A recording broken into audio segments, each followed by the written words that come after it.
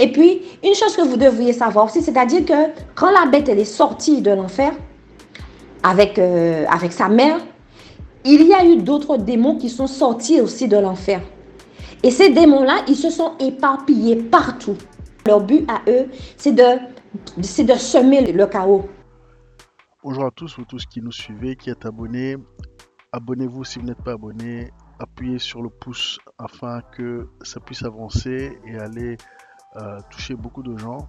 Donc aujourd'hui, j'ai une vidéo très intéressante qui vient de Marie-France, la sentinelle Marie-France. Je l'appelle sentinelle parce qu'elle reçoit des rêves, des visions sur des choses d'actualité qui concernent souvent la France. Mais là, je pense que ça dépasse la France et ça concerne finalement les événements d'Apocalypse 6 avec le cheval roux, mais un peu plus aussi que vous allez découvrir. Donc je ne vais pas en dire trop, mais je vous conseille de suivre jusqu'au bout parce que les explications arrivent justement vers la fin. Et d'ailleurs, vous pourrez même suivre le passage biblique en question pour vous expliquer les événements qui arrivent. En commentaire, vous pourrez aussi dire ce que vous en pensez, si vous avez reçu quelque chose de similaire ou si vous avez des éléments à rajouter sur ce qui a été dit dans cette vidéo. Allez jusqu'au bout, vous n'allez pas regretter. N'hésitez pas à liker la vidéo si elle vous plaît et si vous êtes nouveau sur la chaîne, n'oubliez pas de vous abonner et d'activer la notification pour ne rater aucune de nos prochaines vidéos. Allez, on commence. Bonjour à vous mes frères et sœurs. Je voudrais vous partager un premier rêve que j'ai eu le 15 décembre 2021. Avant toute chose, j'aimerais prier afin que Dieu prenne le contrôle et que seul son nom soit glorifié. Père éternel, je te remercie pour tout. Père, merci pour ces bénédictions que tu nous accordes quotidiennement. Et merci Père parce que tu nous révèles des choses cachées. Père, prends le contrôle de ma langue afin que ce que j'aurai à dire vienne de toi. Et Père, je te loue, je te magnifie. Merci Père. Amen. Le 15 décembre 2021, j'ai rêvé que je me trouvais dans une ruelle. J'ai vu apparaître un grand, je dis bien un grand cheval roux. Et le cheval, au début, il était seul, c'est-à-dire qu'il chevauchait et je le voyais, qu'il montait et qu'il descendait. Et c'est comme si il voulait me faire, c'est comme si Dieu voulait me faire voir ce cheval. Et puis, j'ai vu le cavalier, il était debout, donc il appelait le cheval, donc il a essayé de tenir ce cheval. Donc il a maîtrisé le cheval et puis il est monté sur le cheval, mais je le voyais qu'il chevauchait, c'est-à-dire il faisait le va et le vient. Et puis ce qui m'a un peu, ce qui a retenu plus ou moins mon attention, c'est-à-dire que j'ai vu ce cheval, c'est comme si qu'il avait perdu de la vigueur, c'est-à-dire que avant il avait une mission, le ressentir dans le rêve, c'est-à-dire qu'il avait une mission et puis il accomplit sa mission et puis j'ai vu qu'il avait perdu de sa vigueur, c'est-à-dire qu'il n'était plus comme il était avant. Et puis, tout à coup, quand j'ai vu effectivement son aspect, il a disparu, je ne l'ai plus vu. Et puis, moi, j'ai voulu m'en aller à mon domicile. Et puis, je vois un centaure, je ne sais plus d'où il est sorti, mais je l'ai vu devant moi. Et quand je l'ai vu devant moi, c'était la toute première fois que je voyais de centaures dans ma vie. J'avais vu ça à la télé, dans des livres, mais jamais vu des centaures on va dire en vrai. Il était très très costaud. En plus, son bas était très en forme aussi. Je ne sais pas comment dire ça. Mais son aspect, il avait un aspect comme si il avait beaucoup de puissance avec lui. Et quand je l'ai vu, j'ai voulu m'enfuir. Mais je ne pouvais pas m'enfuir parce qu'il n'y avait aucun endroit pour s'enfuir. Si j'allais à droite, il allait à droite. Si j'allais à gauche, il allait à gauche. Donc je me suis dit, c'est même pas la peine de m'échapper, je ne pourrais pas m'en aller. Je ne pourrais pas fuir. Tandis que j'étais dans mes réflexions, je vois un autre cheval, un autre centaure, dis-je, un autre centaure apparaître aussi. J'ai dit un centaure, ok d'accord, donc c'était effrayant, mais un deuxième, j'ai dit waouh, c'est encore plus effrayant. Je dis mais comment je vais faire pour pouvoir m'en sortir? Et comme je savais qu'il n'y avait aucun endroit pour s'échapper, alors moi ce que j'ai fait, et j'ai regardé un peu aux alentours pour voir s'il y avait un endroit que je puisse me cacher, mais il n'y avait nulle part. Et puis j'ai vu, juste à côté de moi, j'ai vu qu'il y avait un hangar. Mais l'hangar était vraiment ouvert, donc ce qui veut dire qu'il n'y avait pas de porte. Alors je suis rentrée dans l'hangar, je me suis dit, bon ben ça va me protéger un peu. Et puis quand je suis rentrée dans le hangar, j'ai vu qu'il y avait une grande table. Et le centaure, lui, il est venu en face de moi, c'est-à-dire que ce qui nous séparait, c'est comme dans le psaume 23 où il dit que je dresse devant toi une table en face de mes adversaires. Et puis il était en face de moi et il me regardait. Et puis il se mettait à parler. Alors moi, dans mon cœur, j'ai dit, oh, mais il est en train de me parler. Et dans son langage. Alors j'ai dit, mais qu'est-ce qu'il est en train de me raconter? Je ne comprends rien de ce qu'il me dit. Donc effectivement, il a continué à parler. Et puis, intérieurement, j'ai commencé à comprendre ce qu'il disait. Et quand il a fini de me dire ce qu'il avait à me dire, et après, le rêve s'est tu. Je me suis réveillée. J'ai demandé à Dieu, Seigneur, mais qu'est-ce que c'est que ça, Seigneur mon Dieu, mon Père? Je ne comprends pas, mais c'est la première fois que je fais ce type de rêve. Et puis, j'ai lu ma Bible, j'ai fait ma lecture, après je me suis rendormie. Après, j'ai eu encore un deuxième rêve. Mais une chose aussi que vous devriez savoir, c'est-à-dire avant de faire le rêve du cheval roux, j'avais déjà prié, mais j'ai senti comme s'il fallait que je reprie. Donc j'ai senti qu'il y avait quelque chose qui n'allait pas. J'ai dit, il faut que je reprie. J'ai dit, l'amour de ma vie, j'ai prié, mais je ne comprends pas pourquoi, mais je sens que mon corps, comme s'il y avait quelque chose, comme si tu réclames à ce que je prie. J'ai dit, mon Père, ok, d'accord, je te prie. Et moi, ma prière, j'ai dit, Seigneur, moi, je ne sais pas qu'est-ce qui se passe, mais toi, tu connais toutes choses, Père Dieu. Et je sais que tu es capable de me protéger, peu m'importe d'où vient l'adversité, mais je sais en ton nom, Père Dieu, que tu m'as donné le pouvoir de marcher, d'écraser sur les serpents. Donc, voilà cette prière que j'ai faite et après, je me suis rendormie. Et c'est à ce moment-là, effectivement, qu'après que j'ai fait le rêve du cheval. Et après, effectivement, je me suis réveillée et là, j'ai fait le deuxième rêve. Et dans le deuxième rêve, je me suis vue à l'entrée d'une salle de réunion. Et dans la salle de réunion, il y avait effectivement des personnalités assez importantes. Je regardais et puis j'entendais un peu, je voyais l'agitation qui se passait dans la salle. Et par la même occasion, il y avait une dame qui parlait, elle était debout. Et puis, quand elle m'a vue, elle m'a appelée et elle m'a dit, Marie-France, peux-tu venir s'il te plaît? Alors, je me suis avancée. Et là, à ce moment-là, elle me parlait de l'échange qu'elle a eu avec une pharmacienne qui disait aussi que oui, que par rapport à mon activité, donc c'est-à-dire que moi je fais tout ce qui est bureautique. Alors, elle me demandait, elle me disait, Marie-France, tu sais, je dois, moi, classer des dossiers, etc. pour madame.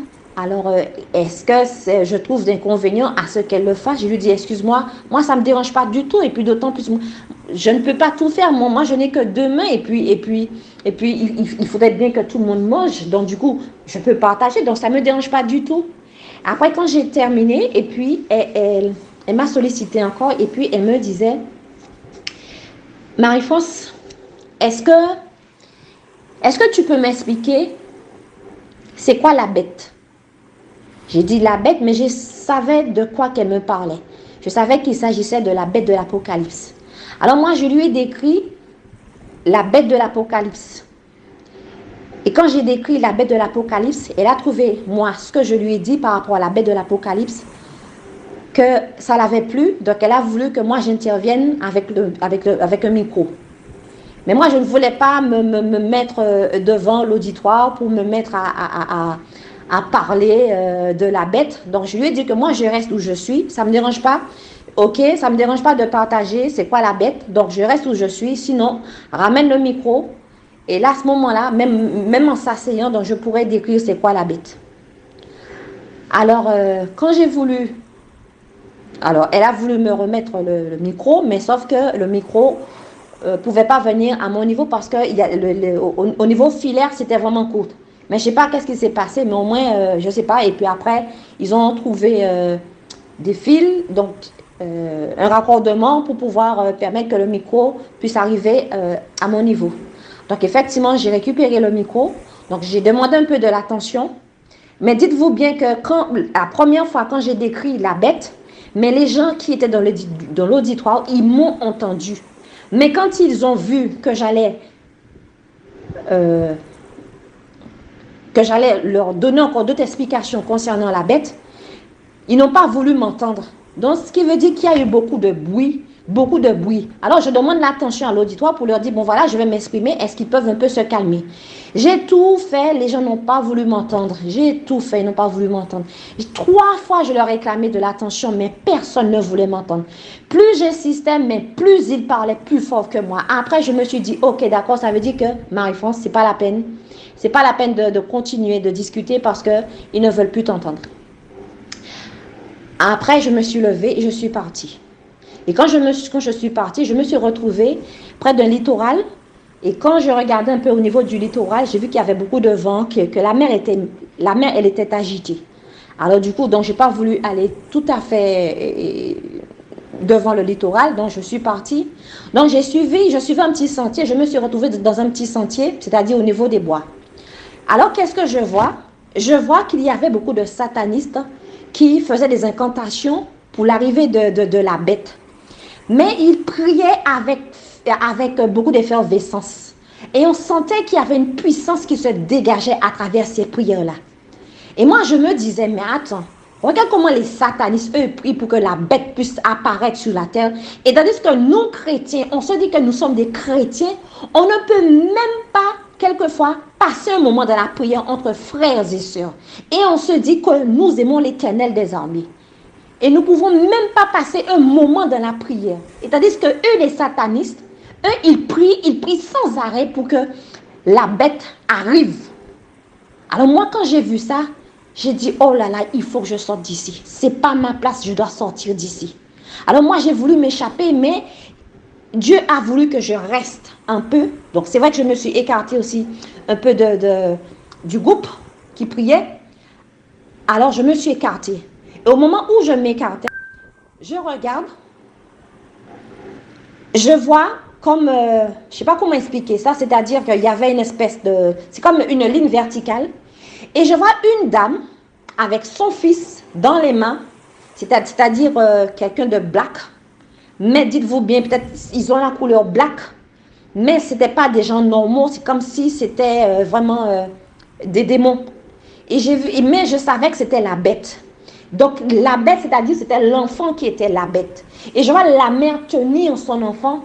Et là je disais, mais attends, mais comment cette dame-là peut-elle descendre une ligne verticale? J'ai dit, mais c'est pas possible ça. Je dis, j'ai jamais vu ça de ma vie. Normalement, quelqu'un qui descend verticalement doit tomber.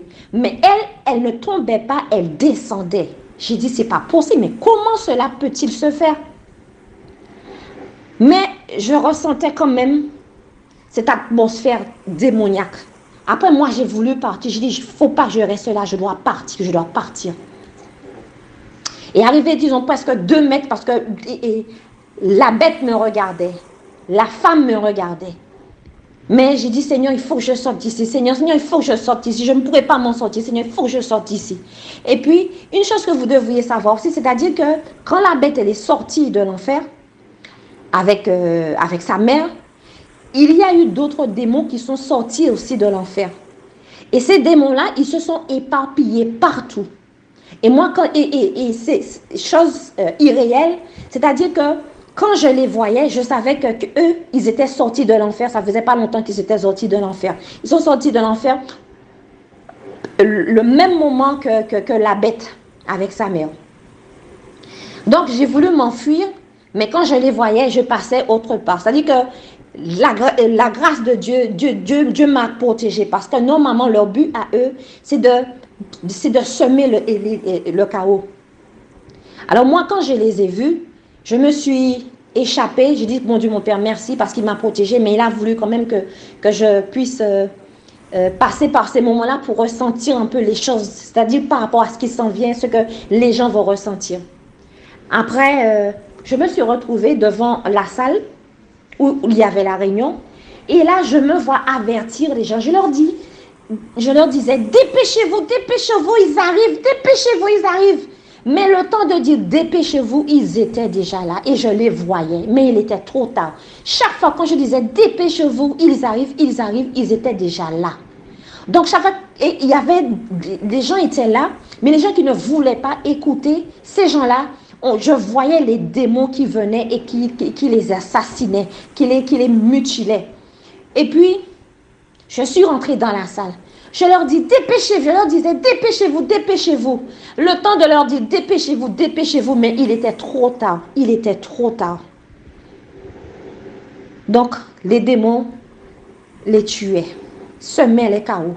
Je suis montée à l'étage pour prévenir ceux qui étaient à l'étage. Dépêchez-vous, dépêchez-vous. Chaque fois que je disais, dépêchez-vous, il était trop tard. Les démons étaient là.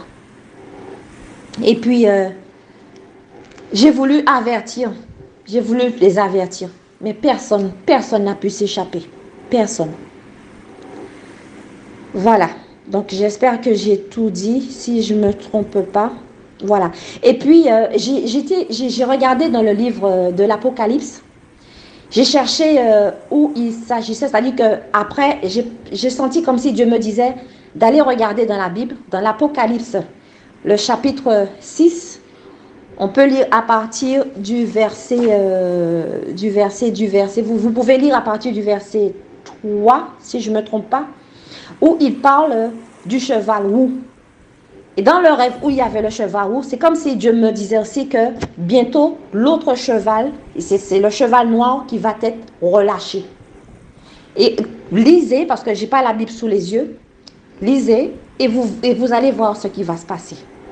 Donc, vous voyez, Dieu nous avertit. Donc, nous, les frères et sœurs, prenons cela au sérieux. Il est temps pour nous de se réveiller. Il est temps pour nous de chercher la face de Dieu. Il est temps pour nous que nous puissions intercéder pour nos familles, pour notre entourage aussi, afin que Dieu puisse toucher le cœur de tout le monde. S'il vous plaît, au nom de notre Père qui est dans les cieux, c'est fini. Le temps d'avant est terminé. Dieu fait son tri. L'enlèvement de l'Église va avoir lieu, je ne sais pas quand. Mais on voit déjà tous les prémices. Et Dieu nous a dit, je vous annonce ces choses d'avance, afin que vous ne soyez pas effrayés par rapport à tout ce qui s'en vient. Prenons cela au sérieux. Père éternel, s'il te plaît, l'amour de ma vie, aide-moi, Père Dieu. Réveille-moi aussi d'entre les morts. Permets que je puisse me réveiller, que je puisse parler de toi, Père Dieu, que je puisse être un témoignage pour toi, afin que les gens puissent savoir, Seigneur Jésus, que tu reviens très bientôt, que nous devrions nous préparer. S'il te plaît, Père Dieu, aide-moi, afin que je puisse être une femme forte pour toi, Père Dieu. Tu as dit que ce sont les violents qui vont s'emparer de ton royaume. Moi, je suis une violente, Père Dieu. Moi, je veux faire partie de ceux et celles qui vont contribuer, Père Dieu, à tes œuvres, Père Dieu. Et Père, je te dis, Seigneur, fais de moi ce que tu veux. S'il te plaît, Père Dieu, fais de moi ce que tu veux. Et Père, que ta volonté soit faite, Père Dieu. Que ta volonté soit faite. Et tu nous l'as annoncé d'avance, afin que nous ne puissions pas être surpris, Seigneur, mon Dieu, mon Père. Voilà, mes frères et sœurs, je vous partage ce premier rêve. Merci. Et que Dieu vous bénisse. Je regardais quand l'agneau ouvrit un des 7 sceaux. Et j'entendis l'un des 4 êtres vivants qui disait comme d'une voix de tonnerre, « Viens !» Je regardais, et voici parut un cheval blanc. Celui qui le montait avait un arc. Une couronne lui fut donnée, et il partit en vainqueur et pour vaincre. Quand il ouvrit le second sceau, j'entendis le second être vivant qui disait, « Viens !»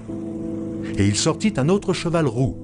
Celui qui le montait reçut le pouvoir d'enlever la paix de la terre, afin que les hommes s'égorgeassent les uns les autres. Et une grande épée lui fut donnée. Quand il ouvrit le 3e sceau, j'entendis le 3e être vivant qui disait « Viens !» Je regardai, et voici parut un cheval noir. Celui qui le montait tenait une balance dans sa main. Et j'entendis au milieu des 4 êtres vivants une voix qui disait « Une mesure de blé pour un denier, et 3 mesures d'orge pour un denier, mais ne fais point de mal à l'huile et au vin. » Quand il ouvrit le 4e seau, Que pensez-vous de cette vidéo? Est-ce que vous êtes d'accord? Est-ce que vous n'êtes pas d'accord? Ou est-ce que vous voyez les choses autrement? Ou si vous avez reçu autre chose qui va avec ce message? Laissez un commentaire. Si cette vidéo vous interpelle, si cette vidéo vous parle, laissez un commentaire. Partagez vos rêves, vos expériences de mort imminente, vos expériences spirituelles à l'adresse ci-dessous visiontransformation.info@gmail.com. Nous connaissons en partie, nous prophétisons en partie, donc plus nous en savons et mieux nous marchons.